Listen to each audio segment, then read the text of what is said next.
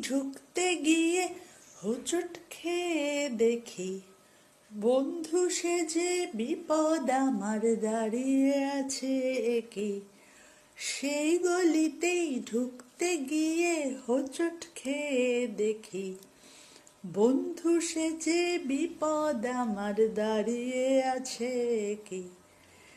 ভয়েরই খারাতে হয়ে গেলাম পাঠা বলি, তোমার সামনে পেয়েও খুঁজে বেড়াই মনের ছোড়া গলি।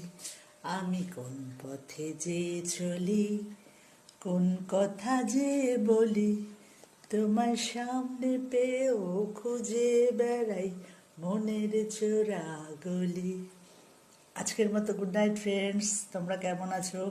আশা করি ভালো আছো, আমিও খুব ভালো আছি। আবার দেখা